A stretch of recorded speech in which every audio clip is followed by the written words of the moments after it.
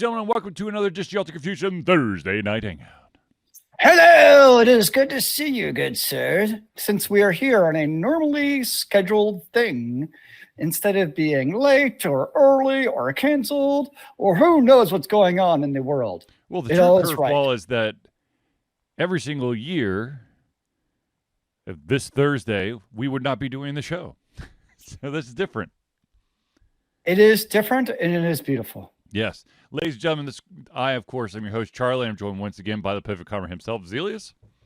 So, this is the Thursday Night Hangouts, a live show where I try our best to cover the topics most important to you during the show. At any point during the show, if you have any questions, opinions, topics, subjects, or, you just like to see your name pop up on the screen, by all, by any means, no, good Lord, my brain no worky, okay?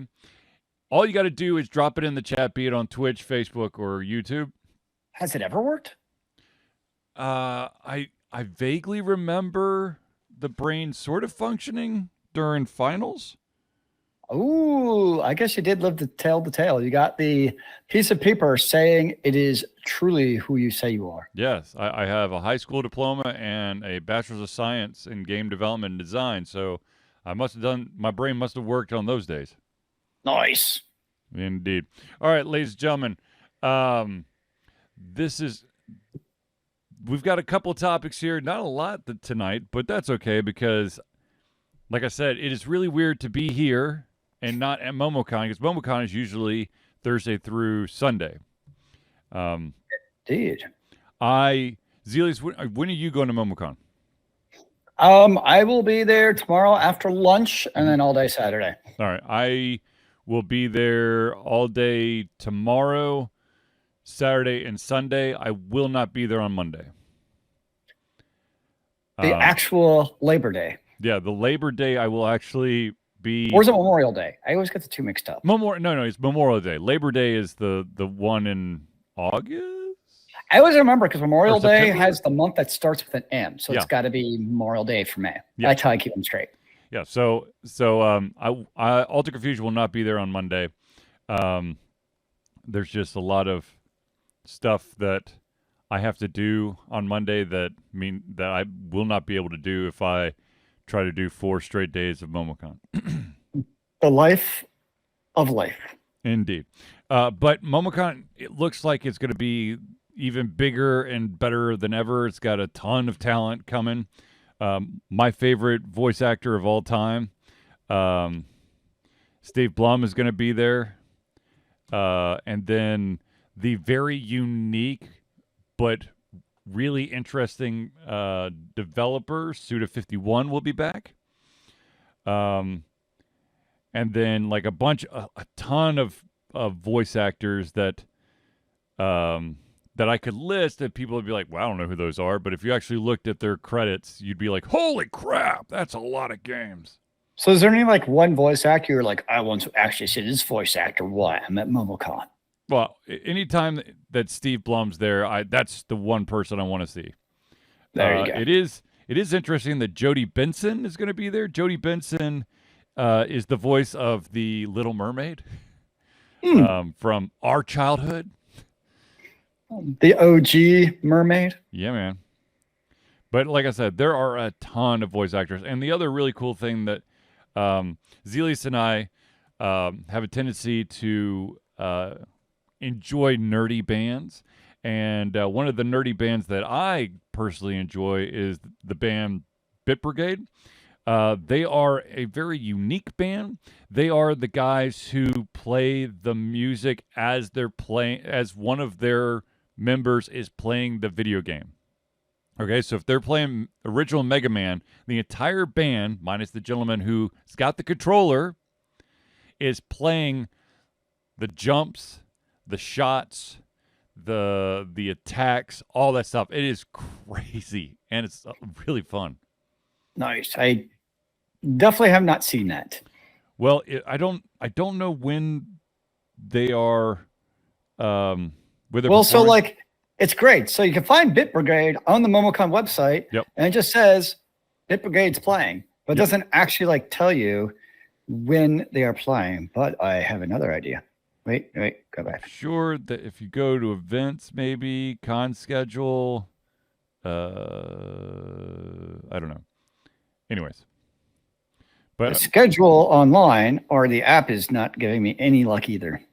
well, then they need to fix that because they've got less than what, 12 hours? No, 4, 6, 18 hours, I think.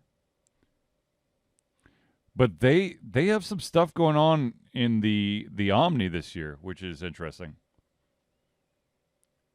So, or the Omni Hotel, excuse me. Like the They are LARP and playing. RPG tables are going to be there. They're playing Sunday at 10 o'clock. Well, there you go. At Ooh, the same time as Cowboy Bebop Live and The Rave. and Zealeus you'll probably find Zealeus near the wrestling stage as the live professional wrestling. Let's see here. What is it? Ricky Dice's Outlandish Paradise will be going on Friday, Saturday, and Sunday. Friday from 3 to 6, Saturday from 12 to 3, and then Sunday 12 to 3 again. So I'm sure when I'm there on Saturday, I will definitely walk by it and watch some. I definitely watched some last year, and it's one of those things where, like, even if you're not into wrestling, just seeing the theatrics that the wrestlers do, because it's something like that. I mean, yes, you have to be able to like run a little bit, do a little bit, but they're very clearly doing it as part of being a showmanship. Yep. And that's part of the entertaining part of it to me, is seeing really that part of it. Yep. Was actually more entertaining than the actual like wrestling moves, was seeing people do like the crazy shenanigans, like really embodying the role and the persona that they're trying to engage the audience with is definitely hell of entertaining. Yeah. As of right now, I haven't. I mean, I put a couple panels on my schedule that I want to attend and maybe record. So I did see one for you tomorrow that I thought you'd be interested in. making it in indie games.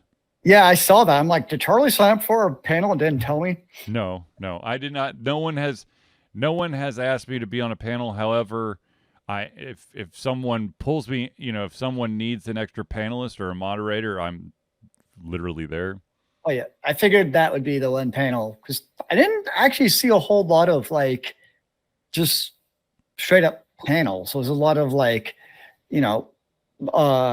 famous people signings and things like that. Yeah, I didn't see actual just panels necessarily. I mean, there's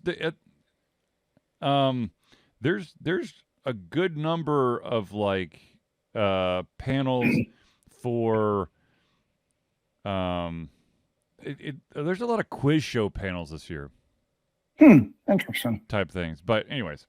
Well, I've not looked past Friday. I literally spent 10 minutes before the show looking at tomorrow's schedule. Yeah, no, it's the whole thing. There's lots of quiz shows or a look back at the history of this gaming franchise or anime or whatever.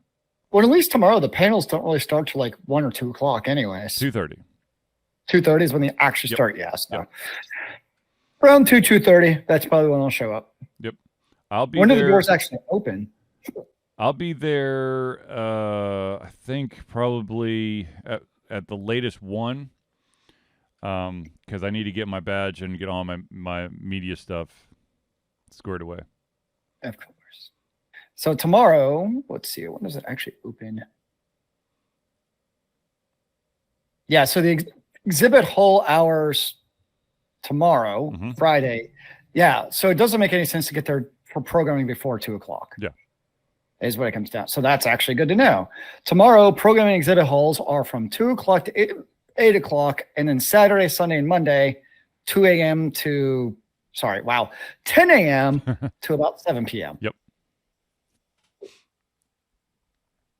Yes. Anywho, so outside of MomoCon, let's see what other topics we have here. There's other stuff in life behind just MomoCon. Well, I mean, I think that most of our attention is on MomoCon, but there are a couple of other stories out there. Here's one that I thought was resolved, but apparently the Apparently, it's not. Do you remember? God, it's got to be a while ago. Bungie sued this company called AimJunkies for their cheat software that helped with like auto aim and whatever. I don't remember that one specifically, but I remember in general we've talked about developer. I have the hiccups now about developers suing aimbot software. We've talked about those in general, yeah. So this is actually this lawsuit is 3 years. Actually, okay, so there's a trial that's going 3 years after the lawsuit was filed by Bungie. So what happened was, or cheating is bad, ladies and gentlemen.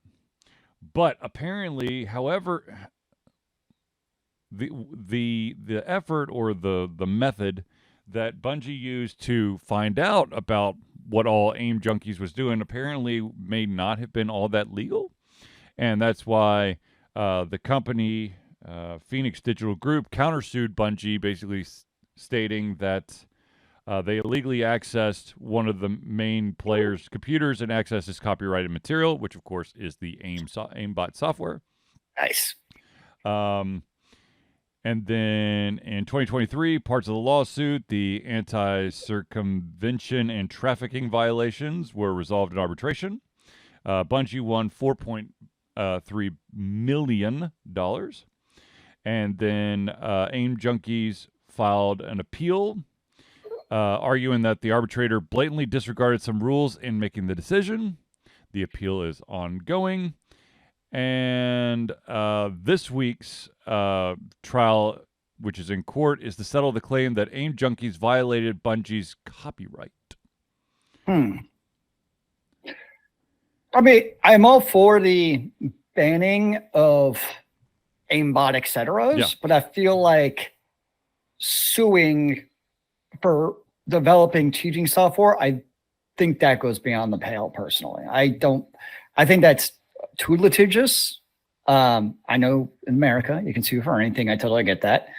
But I feel like that's not in the pale, to me at least, for suing for creating cheating software. Well, I think the reason why the lawsuits is because this cheating software individuals had to buy. I don't think it was just. I don't think that matters. I think I don't think that meant, to me at least, like that doesn't make in a practical world, that doesn't make a difference. Okay, so I'm of a slightly different mind. First of all, cheating bad, and developers, publishers, whatever, if there's like an aimbot or some kind of exploit that's being used, by all means, ban it, shut it down, all that stuff. Now, when it comes to an individual making money off of something that screws around with the game's code, that one gets a little bit more murky. Because it's basically like someone giving you, okay, let's use the MomoCon example. Someone making a bunch of fake ass badges and selling them for a profit. They're making a profit off of something that's not theirs. But to me, that's not the same. The analogy would be actually pirating the software and then selling it in the pirated software. To me, that would be the same analogy. Okay. Yeah. I mean, I get it. Like, let me put it this way. It's not something I'd die in a hill for when I'm suing it, right? Like, I'm not a fan of it, but it's also not something that's going to really ruffle my feathers at the same time, because I do get where the developer is coming from. So I'm like, I mean, it's like a 60-40 thing. I have some feeling, but it's not like an overwhelmingly strong feeling about it. Is kind of how I look at it. Right. Yeah. Yeah. But yes, in the first place, people should just, especially for online PvP-centric games, should just not be an asshat and try to cheat in the first place, because that just ruins the experience for everyone, regardless, which is the no funness. So, okay, so I'm reading a little bit. I'm trying to read a little bit more into the story to get a little more detail. turns out that the creators of this aimbot software allegedly took most of their profits and put it into cryptocurrency so it would disappear. And that they allegedly had cryptocurrency as a result that was worth $480 million. Nice. Now, of course, they can't really, no one can confirm that completely because apparently the company has done some editing of their books and transactions so that they can't, so it's not traceable. Well, that's both the beauty and peril of crypto is the idea of being able to basically hide your tracks. Right. Of course, then you're also putting your money into a system who the hell knows what it's going to be worth tomorrow. Exactly. All right. Speaking of things that who the hell knows where it's going to be the next day, Zealeus and I actually talked about this briefly earlier this week, and that is that Steam has come out and said you can't pass down your Steam account in a will. Digital game collections may not be inheritable. Which to me sucks personally. I feel like I get you technically don't own it. I understand that from a law perspective, but like ethically and morally, to me it's like a house where you should be able to pass it down like in a will if you passed away. Is how I look at it. They claim that it is a license, not the product. Therefore, your ownership ends when you die. No, I mean, I get it from a law perspective. They're probably in the right. I totally understand that, but it doesn't mean that I don't like the decision. I think it's lame. Thank you, Chip. Yes, I think we have sweet hats as well. Yes, I think Chip actually needs an Ultra Confusion hat. I think he needs to show the love. Yeah. Although it does get a little bit risky for students, so maybe not at school. Dude, you don't. Oh, Mr. Duvall does this. Anyways, well, it doesn't affect me anymore. It'll be so more Chip. What, he's just supporting a fellow alum from high school. That is true.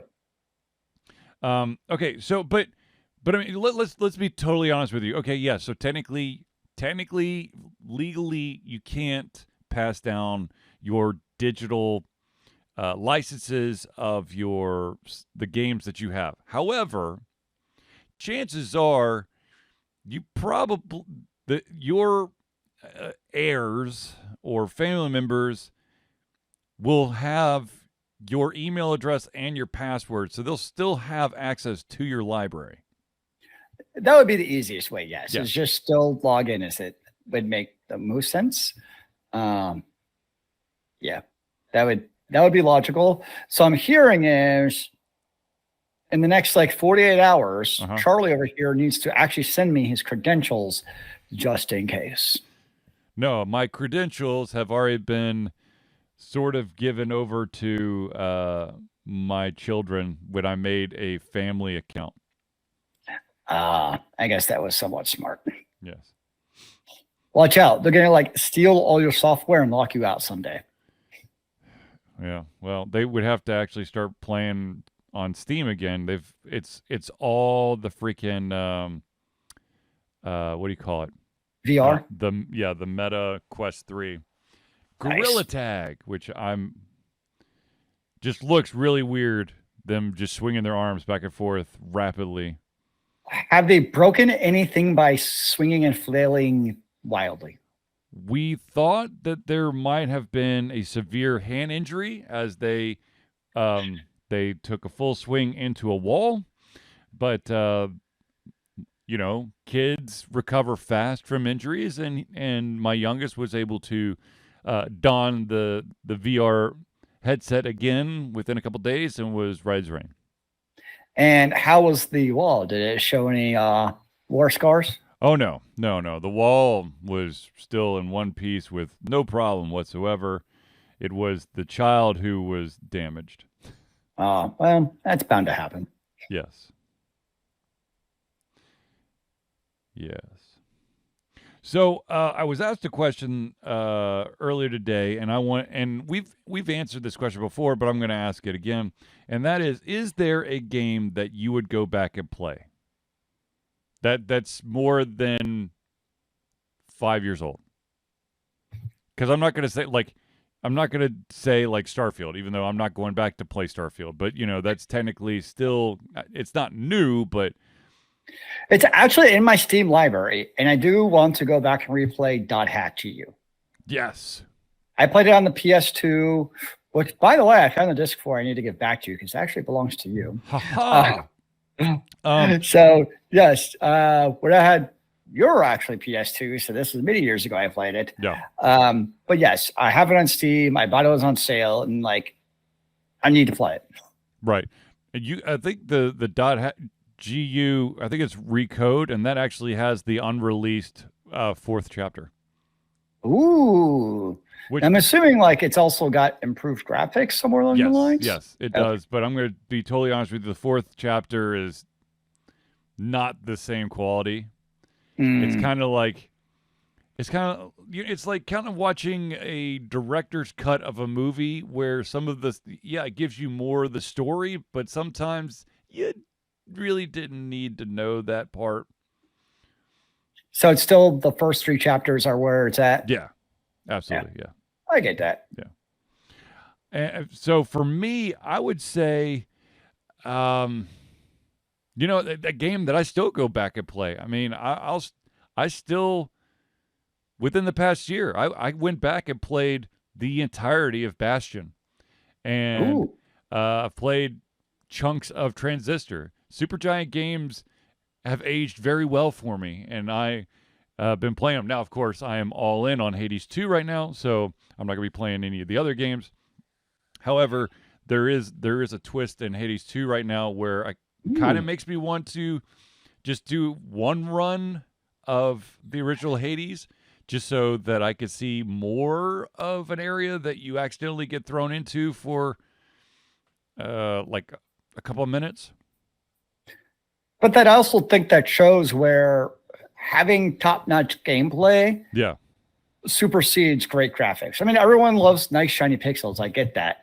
But in the end, having that great gameplay, especially if you do an art style that isn't necessarily tied to that generation. A game I always think of, for instance, is Jade Empire. It's a great Xbox 360 era game, but it is a bit dated both in terms of gameplay and graphics because it tried to emulate, do the Xbox 360 graphics.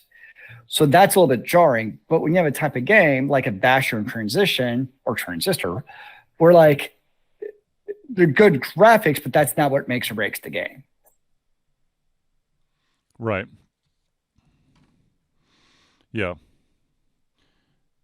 What was I going to say? I'm trying to think if there's any outside of Supergiant games that I would be willing to do. Well, I mean, I guess I did replay that entire Dot Hack GU, and the thing about the big one is if you think it's like MMOs in terms, especially what you call it, World of Warcraft, where it's all they basically keep on redoing Classic for World of Warcraft, where there's the second release of Classic. I don't remember what it's called now. I'm I don't understand, but they keep on doing that. So obviously there is that. Now there's quality of life improvements and that kind of stuff. So there is, for some games, definitely that clamor. Yeah. But the hard part is there's so many good games that keep on coming out where it's how much time do I want to devote to an older game when I can just play shiny new games? Right. Especially when you have a game Baldur's Gate, 30 to 50 hours. Hogwarts, 30 to 50 hours. How many hours did you spend on Starfield? How many hours did you spend on that Suikoden game? So you get these games that take crazy amount of hours. So would you spend all these hours on those, or go back and play a warm, fuzzy feeling game that we know is good? So just so that everyone knows, the game that Doobie's talking about is the Ueden Chronicles, which I put 60 hours into. Nice. Starfield was 120 hours into. Cyberpunk was 170 hours. What was the other one you asked?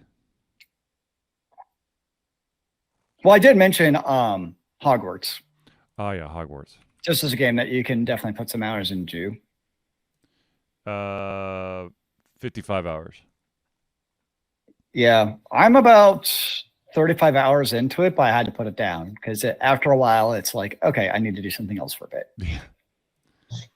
I can see that. Let's see here. How do I do this? Okay. I mean, if you really want to boil it down, okay, single player. I mean, look at No Man's Sky. I put in 145 hours. Hell, I bought the Mass Effect Legendary Edition and put 113 hours, but that's over 3 games? Yeah, 3 games. Yeah, I have that. I still need to play the second and third. I played the first one on the Legendary Edition, but not the second and third. But I'll get there. It's going to happen. Man, I got a lot of games right around the 50-hour mark or more. I mean, Horizon Zero Dawn, 74 hours. Death Stranding is 97 hours, so... I do need to play Death Stranding. I've heard it's an amazing game. Oh, it's a great game. You are a delivery boy, a glorified delivery boy, but there is a lot more going on than just the delivery stuff. But wait, there's more. But wait, there's more. And then, of course, if you want to go completely crazy, the game that I've put the most time into is FTL, and it's not even close. That's 350 hours. So that's the game you keep going back to when, like, I need something to play. You'll just go back to FTL. Yeah, that's fair. Because it's bite-sized gaming. I mean, that's Sam, all. I don't. Jesus, Sam. That's Sam's impressive. got 5,488 hours of Battlefield 1. All right, now now I'll shut up and just hand over my cool kid card to Sam. I would have to launch it to find out how many, but I'm sure my most hours is in Final Fantasy 14. Oh, I'm sure. And I mean, that's a game that they count in days. So yeah, I don't know. It's not as many as Sam in Battlefield 1. I can tell you that. It's not quite 5,400 hours. Yeah. But it's a decent amount, I'm sure. Yeah.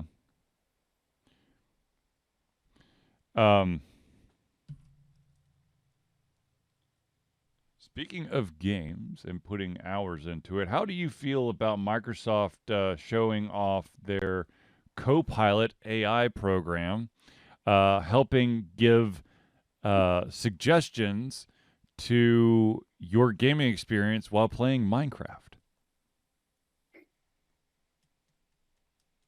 I haven't actually seen it in action, but if it's something that you can opt into, yeah, then it's cool. Now, what I don't want to see, this is just me. So take a game like the Souls games are actually a good example, I think. Yeah.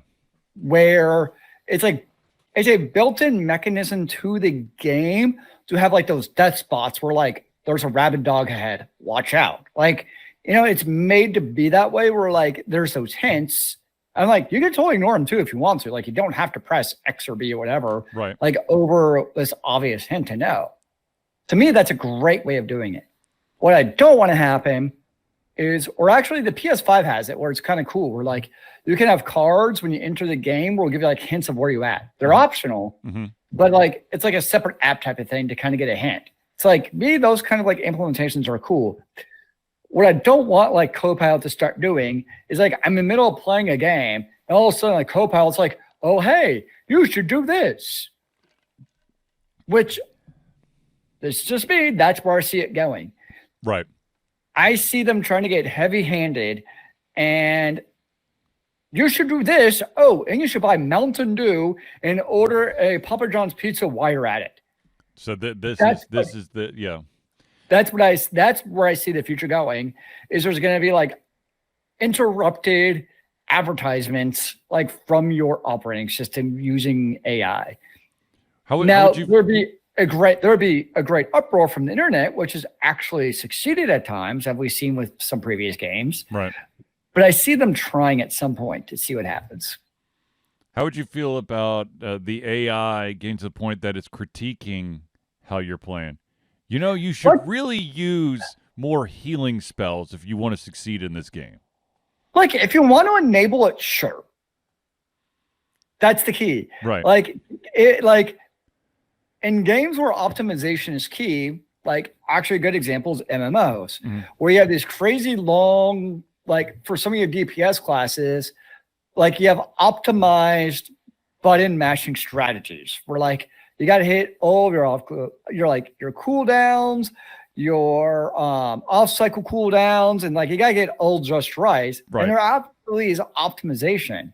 So actually using an AI to be like, you screwed this, there's actually add-ons you can use that will do just that. They'd be like, your DPS sucks because of X, Y, Z. You got to have it in-game or out-of-game add-on for that matter that can like help you optimize that.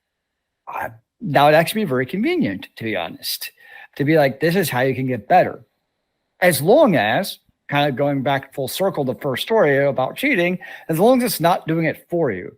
Like, obviously going in and pressing like hotkey 1 to do it is going too far. Hey, Zealeus, do you want me to just take the wheel for you? Why don't you sit back and I can show you how to actually play the game?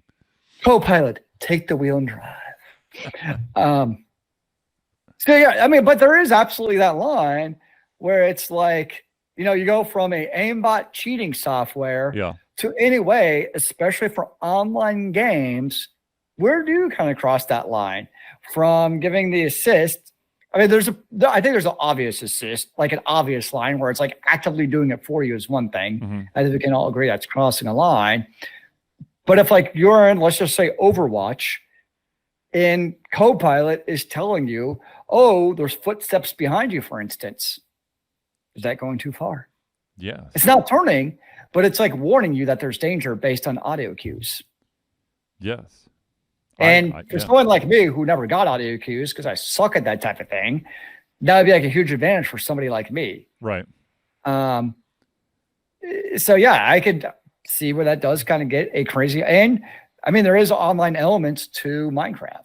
Right. I know they're private servers, but still. Yeah. Sorry, I've accidentally started scrolling down my Steam list and going, damn, I played that game just a little bit. I need to go back and play it. I always see, I look at games, I'm like, oh, I installed that and I need to play it. Damn it.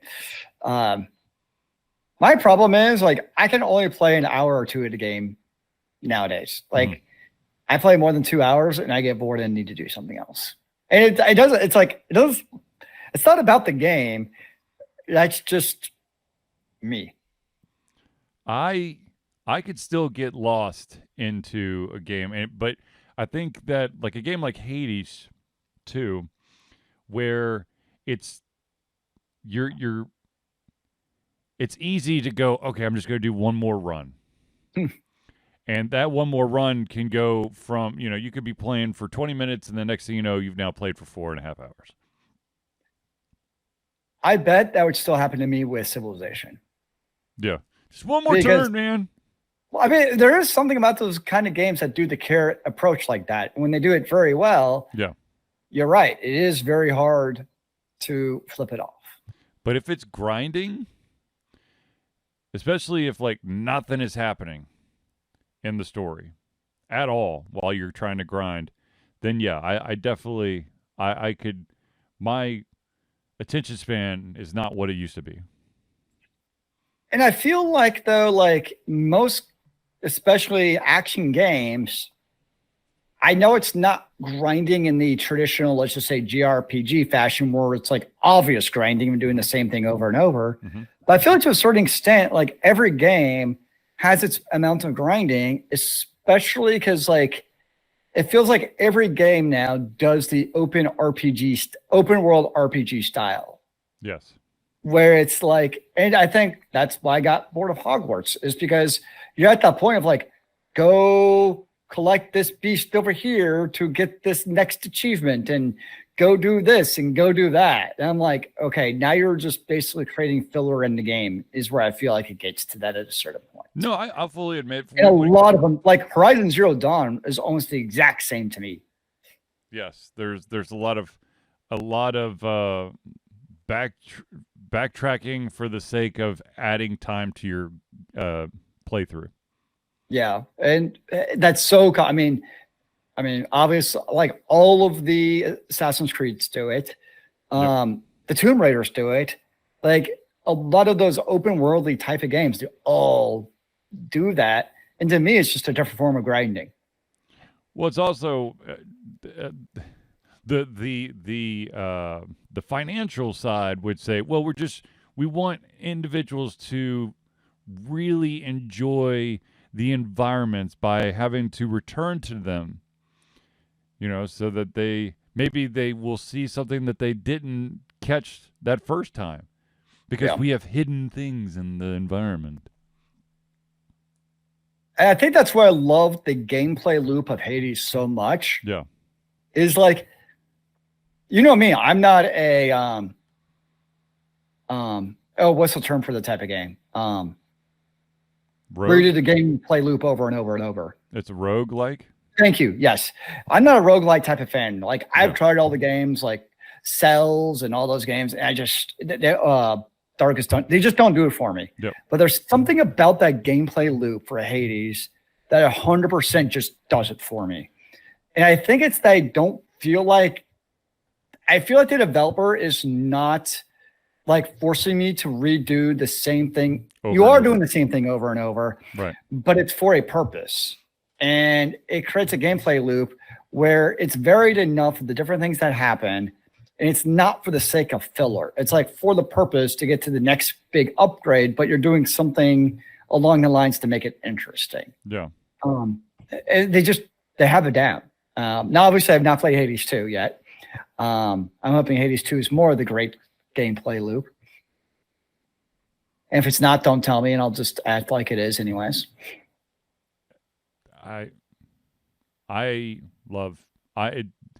Hades 1, what made Hades 1 great is in Hades 2. Let's just put it that Excellent. Way. That's all I needed to know. Yeah, are there additional layers, some of which just make you want to kind of scratch your head going, well, I mean, it's still in beta, maybe they'll tweak it. But the vast majority of it is,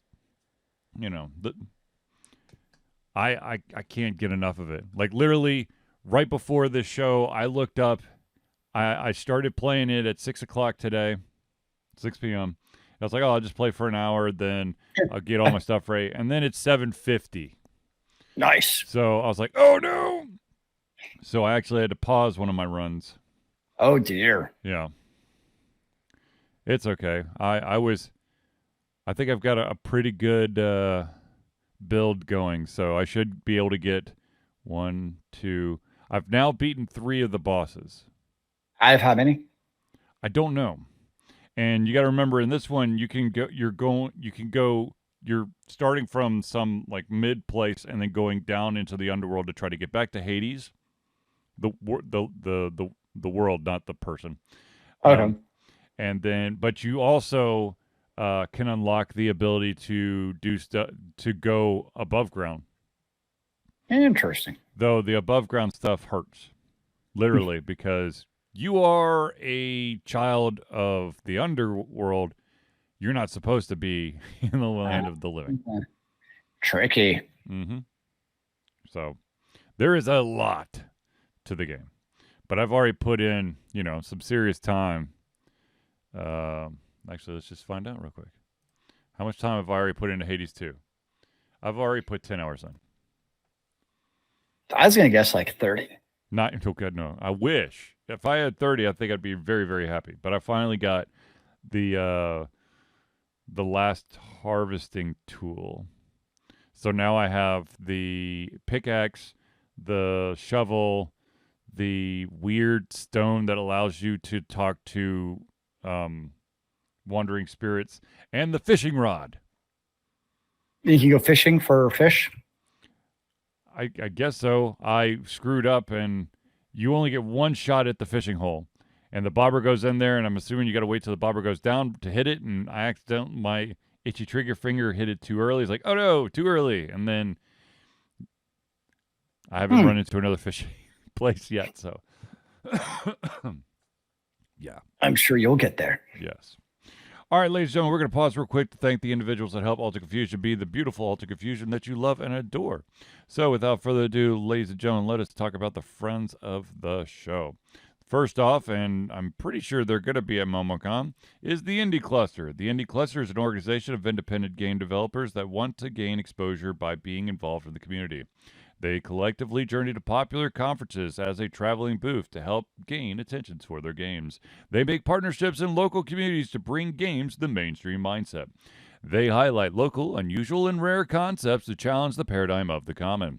They also host events to teach kids and minority groups about game development to hopefully one day enter the industry themselves. For more information, go to indiecluster.com. Now, the next one I'm sad to say will not be at MomoCon, but he is a longtime fan of the show and friend of the show, and that, of course, is Noodle Boy Media. Noodle Boy, founded in 2015 by Andrew Tran, Noodle Boy Media, previously Wet Kid 47 Media, is your choice for professional photo shoots and panel recordings at conventions. They pride themselves in providing a high level of professionalism, top-notch experiences, and quality services. If you want more information and to view their full list of services, check out facebook.com/noodleboymedia. And he did wish us all a happy MomoCon on Facebook. Sweet.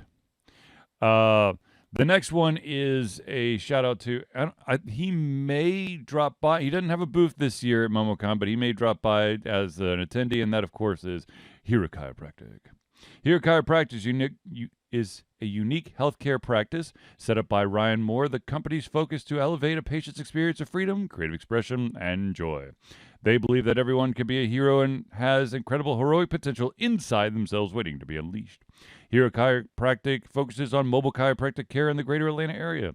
They're committed to healing clients by creating a plan of action uniquely suited for each person. They make that plan of action as convenient and affordable as possible, and most importantly, suited to your individual needs. For more information, go to herochiropractic.com. The next shout out we got to give is to the music maestro himself, and that, of course, is CrossPad Creative. Need a new logo or want to work on a full branding and content strategy? Or maybe you need music or audio for your content, just like Alter Confusion. CrossPad Creative offers a whole host of solutions to individuals and small businesses. Just email Josh at crosspadcreative@gmail.com and see what he can do for you. And the final shout out we got to give is to the original supporter, patron of Alter Confusion. That, of course, is Agile Axiom. By day, Axe leads both a development team and system administration team working with satellites at NASA's Goddard campus. But while not in meetings and many times during, he is the Agile evangelist, Agile Axe, championing the philosophy of Agile and trying to make the world a better place for software developers, testers, system admins, and software projects the world over. Decades of experience in software development and leading Agile teams are brought to bear against evil processes, inefficient work, and bad habits. For more information, go to agileaxiom.com. Now, of course, at this point, we know the drill. You want to know how you can become a friend of the show. Well, ladies and gentlemen, Alter Confusion survives on the love and support of fans like you, and so we have a Patreon page. Patreon lets you, the fans, lovers, haters, demigods, interdimensional beings, gods, demons, aliens, mummies, vampires, werewolves, other lycanthrope, supporters, and more to become active participants in the work we love through a monthly membership. This gives you access to exclusive content, community, and insight into our creative process. In exchange, we gain a bit more freedom to do our best work and the stability we need to build an even stronger creative career. We currently have 2 tiers. We have the $1 a month, that's $1 a month, or $12 a year tier. What that gets you is early access to our playthroughs, as well as the ability to participate in any patron-only post. Now, if you're feeling a little frisky and you want to see your name or organization in lights on every single Thursday night hangout. What you want to do is the $5 a month. That's $5 a month or $60 a year. That gets you your name or organization added to the friends of the show for every single Thursday night hangout, as well as everything else at the $1 tier. If you want to become a patron of Altered Confusion Day, all you got to do is go to Patreon. That's patreon.com/Altered Confusion. Now, the next thing, of course, that we got to scream and yell about, because this is super duper important to us, that is, ladies and gentlemen, Altered Confusion is proud to say that we have fundraised for Extra Life for 13 years straight. Extra Life is gamers doing what they do best, game, to help sick and injured children at their chosen Children's Miracle Network Hospital. The money that we raise through Extra Life will go directly to Children's Healthcare of Atlanta as unrestricted funds. This means that the hospital decides where and how to spend the money to ensure the dollars we raise make the biggest impact in the lives of the kids they treat. So if you have the capacity to donate, please go to extra-life.org and search for Altered Confusion today. Also, ladies and gentlemen, if you are interested in getting a sweet Altered Confusion hat, or a coffee mug, or a dog bowl, or flip-flops, or a vinyl sticker, and a notepad, I think that's all we have right now. All you need to do is go to alteredconfusion.tv/merch. That's MERCH. And you can see all the amazing Altered Confusion themed stuff that you can get. Now, of course, if you have any suggestions about an Altered Confusion item that you would like to see if we could make available, just hit us up in any of our social media means, be it Facebook, YouTube, Twitter. I will never call it X, Instagram, Facebook, or Twitch. Alrighty then. Trying to think of what I should ask for that you'd say no to. I'll think of it later. It might be offline only. Okay, so funny side story. So once upon a time, when I was, for my final project at Full Sail, because that's where I got my Bachelor's of Science at, we decided to open up a merch page for our game called The Escape a Dusty Trail, where the entire game is about Dusty the Dust Ball. And we made a laptop bag available, which I bought, a baseball tee that says, if you can't duck it, with Dusty basically sitting in a roll of duct tape, which I own. And there's some other stuff, but then there was one random ass item, which, by the way, I'm just going to put it out there. The merchandising system that Altered Confusion uses does not have this option. So Zealeus, no. It was we put up the Escape a Dusty Trail themed thong. That's kind of where my head was going. Not gonna lie. That's what I figured. That's why I was going to just say funny story, but no, that's not available. Damn it! You're preemptively beating me to the punchline. It's just not fair. I'm sorry, Zealeus, but so there is a game that oh my gosh, what is it called now? Oh, I just blanked out on it. It's called Multiverse. It's got a bunch of the Adult Swim and Warner Brother characters. I think it's it's kind of like a Smash Brothers type game. Okay. Apparently there is a move to try to get oh my gosh, now I totally forgot the guy's name. Breaking Bad, Walter, what's his face? Walter White. Yeah, they want a Walter White character in there. Is he going to throw meth at you? I don't know. Or maybe the beakers. He's going to give you 6 science burns, man. For science. For science. That'll be like what he yells at you as he rushes at you.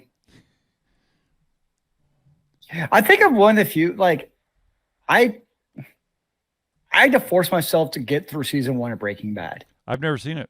Going to be honest with you. It's supposed to be the best thing ever. And I got through it on my lunch breaks because it was something to do. But I was not, I never felt oh, I need to go watch more of Breaking Bad. Yeah. I just was not into it. So I don't know. Like everyone's like, this is the best thing ever. I'm like, I was kind of bored, honestly.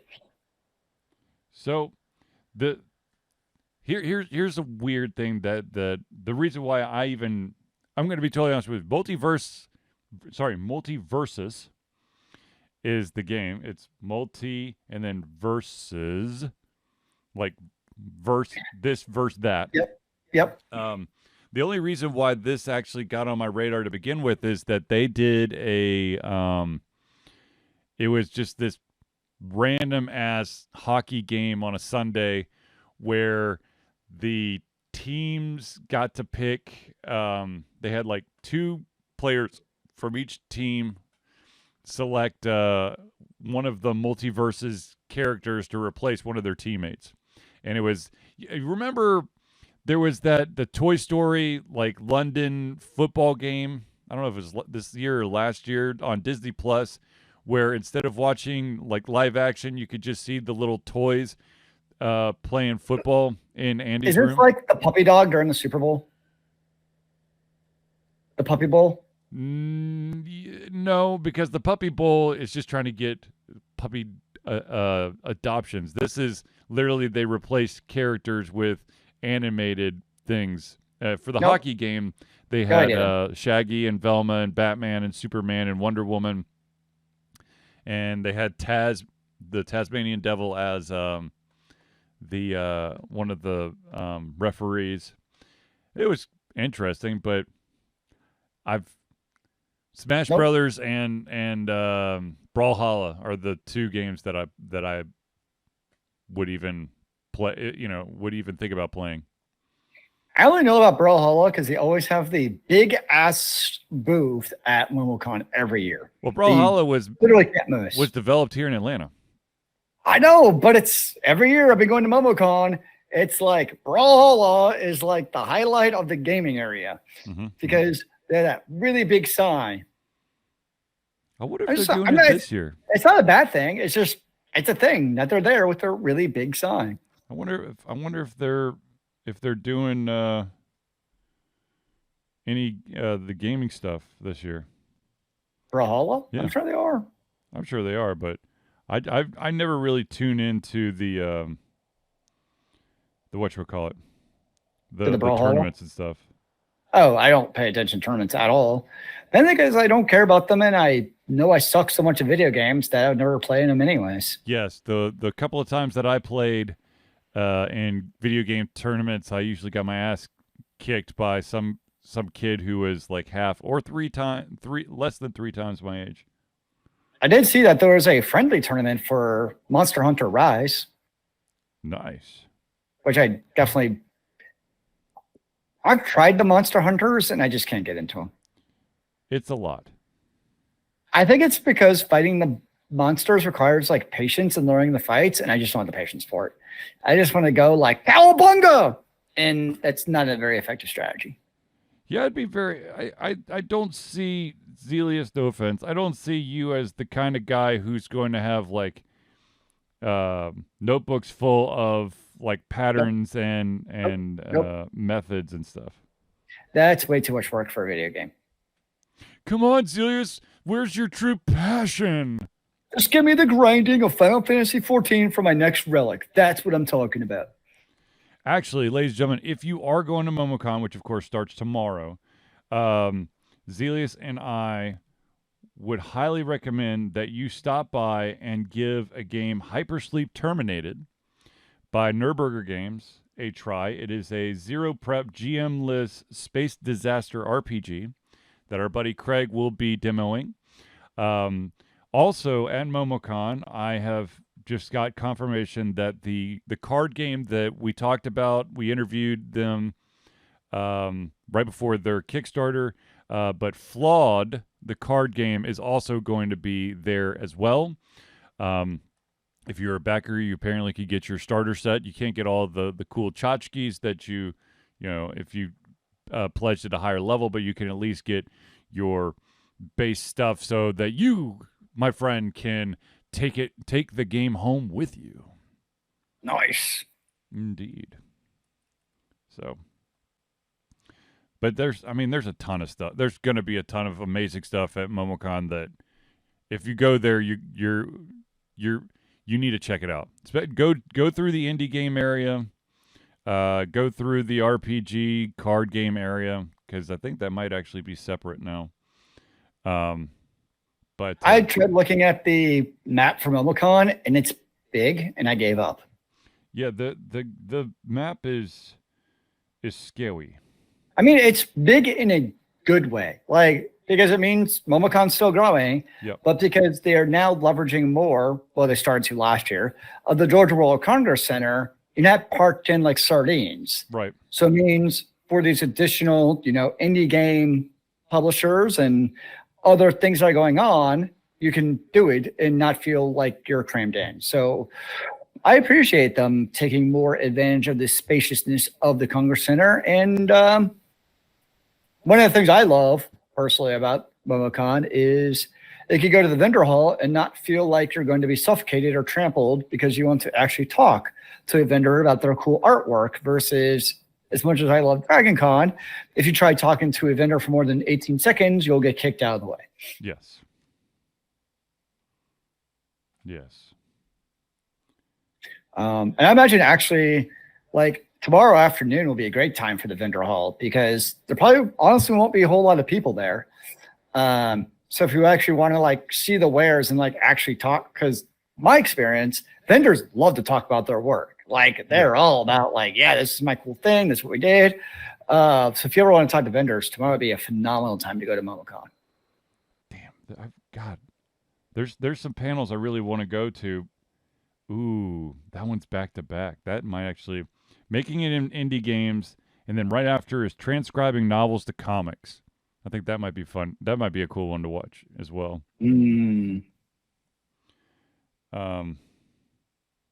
But yeah, I mean, there's so many good panels. Even if the best panel's not there this year, but whatever. You should just carry around a large TV, strap onto your back, and play previous panels like on a loudspeaker. Video games changing for the good? Question mark. And it's just playing on a loudspeaker, like like the old boom boxes from the 80s. You just have one of those blaring.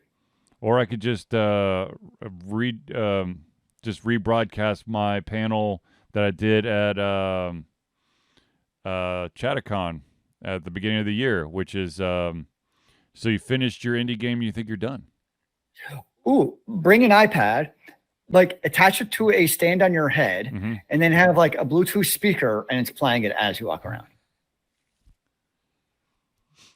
I think that I would try to do this would be super duper dangerous, but I think that I would want to have like one of our, like the Thursday Hangout, like I'd be wearing one of the CRT screens. Ooh. But then I wouldn't be able to see anything. You could have like goggles. You could have like a camera that's actually transmitting the signal to glasses that then are showing where you're walking. That's true. Or I could just have a handler, someone just holding my hand, walking me from place to place. You better really trust that person, so not me. Yes, it would not be Zealeus, ladies and gentlemen. Yeah. Let's just no. You end up in the bowels of hell by the end of it. Zealeus would find a way for me to like walk. We're supposed to be riding the escalator, and he'd find a way for me to run into like the in between spots of the escalator. Oops, and it wouldn't even be intentional; it just happened. Yeah. I just have skills like that. But anywho, you know what? I just noticed this, and this makes me slightly happy. Is the fact that we have finally done a Thursday night hangout where we didn't talk about a studio closure or a game cancellation. How about that? I'm sure there's one that we just missed. Yes, but we're not. But I'm not going to do a deep dive trying to find it. Yeah. The opposite of that, baby. I know it's not video game related, Yes. But I saw that the U.S. government wants to break up Live Nation and Ticketmaster, which, as a concert goer, would make me super happy. Yes. So for those who don't know, basically Ticketmaster sells the tickets, and Live Nation basically owns most of the concert venues around the United States. Yep. Meaning that they control both ends of the spectrum, both setting the price of the tickets and the concert venue. And the other catch of that is it also means that bands are basically held over a barrel, because if they don't want to basically give in to the Live Nation / Ticketmaster machine, they have very few places to actually play that aren't under this machine. Yep. So I, for one, and really any music fan, should see this as a very good thing, because it is 100% a literal horizontal monopoly in every single sense of it, because they control ticket prices of the venue, what the band gets for cut, merchandising, like they control it all. So that'd be great news if it happens. I don't see it happening because I'm very skeptical of, anything for the benefit of the consumer actually happening. Yes. So we'll see what actually happens in that. Damn it, I had something I wanted to add. Now I can't remember what it was. I promise it was cool. Oh, I do want. I did this recommendation before, but if you have Netflix, ladies and gentlemen, and you are good with animated stuff, anime, whatever, it is dubbed. Delicious in Dungeon is still a phenomenal show to watch. The what? Delicious in Dungeon. Don't know what that is. It is an anime where you have a group of adventurers who are traveling down into a dungeon who try to cut corners by not basically packing food from town. They have made it their mission in life to eat what they kill in the dungeon. That sounds like a not very healthy way of adventuring. They actually make amazing meals with things that you wouldn't readily think would be a good meal. Or like, are they killing orcs? Because then it's kind of like cannibalism. No. They're killing like the walking mushrooms or living armor, which is actually let's see, living armor or harpy eggs, dragon. Okay. That type of thing. Okay. So things you could actually eat without be considering a totally vile person. Yes. Okay. I can appreciate that. Yes. And speaking like there's an anime that I don't Zealeus, you don't have Hulu, right? Correct. All right, well there's an anime out there. I think it's only on Hulu right now, but it is vastly entertaining, and it's about a pro wrestler who gets sucked into another world. And he is like by far like the biggest animal lover. And so I'm trying to remember what the name of the damn thing is now. Oh, it's called Kimono Michi Rise Up. It is so much fun to watch. It's so stupid. Because I definitely do not know that the one. guy's solution to everything is basically suplex him. So it's kind of like Brock Lesnar. Yeah, basically. It's not a reasonable take. All right, ladies and gentlemen, I think we've reached the end of our show. I do want, if you are in the Atlanta area, seriously think about coming to MomoCon and come find us. But ladies and gentlemen, I would like to thank everyone for tuning into the Alter Confusion Thursday Night Hangout. For myself, Charlie, and Zealeus, it's been a pleasure getting ready to come our heads, our mouths, and of course, our hearts. We'll be back next Thursday for another Alter Confusion Thursday Night Hangout. And remember, kids, keep on gaming in the free world. Amen to that, brother.